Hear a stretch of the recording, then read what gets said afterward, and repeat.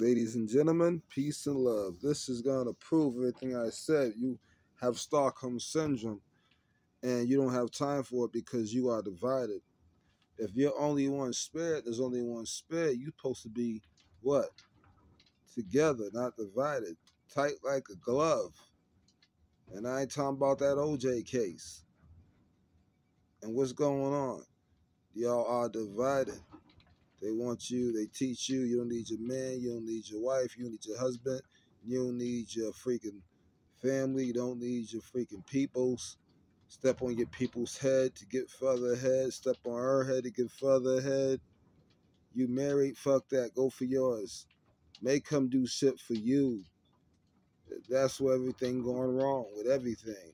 That's why our people can't get ahead and can't get along. Friendship amongst our people and in marriage. Because everybody want I. It's about what they want, what they want. And that's wrong. I'm talking about all around, not just marriage, all around. And it's supposed to be about we. We. Where's the French? We want, we need, we have. This is for us. Everything we do has to be for us, for we. All of us combined because we is one. The minute you start living a collective mind, a collective reality, is the minute that things will go better for you instead of living a negative separatism reality, which is no good for you and it's actually an insult to our planet, insult to our people, and an insult to you because there's only one. And it's all a big fat trick. I'm gonna let the white boy tell you. Let that white boy go ahead and tune the band up because I think if I tell you, you're gonna think I'm making it up. That's why I've been tooting it for a while now. Rugged individualism, survival of the fittest. It's a trick. There is no power here, brothers and sisters. Willie Lynch understood this. This is where all the power is. Whether you're at the center of your own network or part of other networks, this is where all the power is. There's a beautiful African proverb in black fraternities, sororities, black churches. And what you'll notice about these beautiful, educated, money black people is that everybody's doing their own thing. Caught up in a Eurocentric value of rugged individualism, survival of the fittest. It's a trick. There is no power here, brothers and sisters. Willie Lynch understood this. This is where all the power is. Whether you're at the center of your own network or part of other networks. So you got Stockholm Syndrome. When you feel you don't need your man, your family, you don't need your husband, you don't need your wife, you don't need your peoples, you don't need your sisters, you don't need your brothers. You want to step on the head. It's about you, what I can get out of this one, what I can get out of that one, what they can do for me, what they've done for me lately, all that stuff. It's wrong. There is no you. It's an us. It's a collective. And only those that will move on to the next level are those who understand it's all about the collective. If you're not about the collective, you will cease to exist, period. There's no wasting more time, game over. And a lot of folks are so selfish, they only about me and me, not about we. And watch, they ain't gonna go to the next level. Maybe the first ones that accuse you of being selfish. That's how people really are. This is where all the power is. There's a beautiful African proverb that says that when spiders unite, they can tie up a lion. This is what black people look like. It could represent black fraternities, sororities, black churches, other networks. This is where all the power is. There's a beautiful African proverb that says that when spiders unite, they can tie up a lion. This is what black people look like. Now, what's so sad about this? This is absolutely true. Because this is what we look like in our community. Like I told you, they have to keep us together for manifestation purposes. So their vision or their creator's vision can come to life. They can't bring nothing to life. Only we can. So this is why they have us in this individuality, stating that it's about I got this, I got that, what you got, and laughing at us. Oh, my house is bigger than yours. My square is bigger than yours. The square I live in is bigger than yours. The square I drive in is better than yours. You understand what I'm saying? And this is just Stockholm Syndrome. That's all that is. That's Stockholm Syndrome. You have accepted trinkets from your abuser. And then we speak about generational wealth. I don't know anybody that can name any black person that passed down generational wealth. We don't have generational wealth because it's dead. We don't pass death down into life. This is why you don't see generational wealth. You won't see it with us. You will see decade wealth. That's what you will see, but you will never see generational wealth. Let me give you an example, my people. Right now, my brothers and sisters that are, older, you in your 30s, your 40s, whatever the case may be, right? Back in the day, we had mom and pop, grandpa. We had mom and pop stores, soul food, little restaurants. Come on. We had mom and pop had those stores in the black community. Soul food, going to it was a one right over here on 52nd Street, right on the corner. He was from deep in the South. He came up here, opened up a store.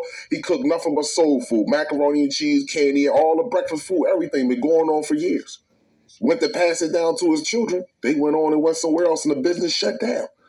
We don't have generational wealth because we don't have the same generational work ethic. That's the issue. We don't have the same generational work ethic. Morals and values, especially when it comes to family. We literally will destroy our family that we create for the family that we were born into. Now, let me rewind that again for the people in the back so nobody don't get it misunderstood. We literally will destroy the family that we created for the family that we were born into. We are so focused on what our parents and what the aunts and the uncles and other people will say about the way you are raising and guiding your children, that we fall right into the same generational curse by passing down the same poison over and over and over to children. Over. Instead of saying, that's the family I was born into. Thank you, Mom. Thank you, Dad. Now, this is the family that I am going to create. I am responsible for this, and this is what I am going to do. I'm going to start my own traditions with my children. Some of them I might take those that were good and healthy, and then some of them I might take and pass to my children. The European man works good individually because collectively, the eukaryotic cell works good individually with these wars, in front of your face. But collectively, he has you working for him. That's the issue. See, if we wasn't working for them individually, let me make this very clear. If so-called black people didn't believe in this European man, this world, this eukaryotic cell world, they wouldn't be able to work the way their system wouldn't work for them. Just them running it amongst themselves, it wouldn't work for them. You see, they need us in order for their system to operate at full capacity. Without us, their system drops all the way down to less than 1% operational.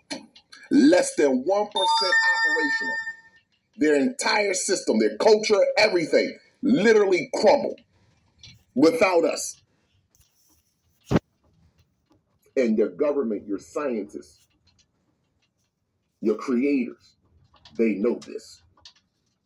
And they are trying to prepare as best as they possibly can so they can get as many of the eukaryotic cells to kill each other off. And get as many of our brothers and sisters to take each other's lives. So that way you will know at the end of the road that you won't pass you will not pass in absolute light. Because it will show you that you sat there and took your brother's sister's life for no reason. Somebody's trying to harm you, somebody's trying to do something to you, you have every right to do what you need to do. But to literally go out and take from someone and harm someone because you don't have it, because you wasn't better prepared? Oh, yeah. They want as many of us like that as possible. This wasn't an enslavement. This was an embarrassment. And the joke was on the other race. Straight facts. Abundance and gratitude to you all. Once again, I will say, Name something that is plaguing the so-called black community, not individually and collectively as a whole. Name something that's plaguing the black community, so-called black community, no matter what continent we on, state or city or block, that is plaguing us individually and collectively, that DNA doesn't answer. Now, it's just like I said, and this proves it. I ain't just saying it. Yeah, a white dude saying it in his own way. Brother come behind me and say it the same thing in his own way. If you don't understand it's about the collective and you don't act in that way, I don't know what to tell you, man. Get a clue. Peace and love.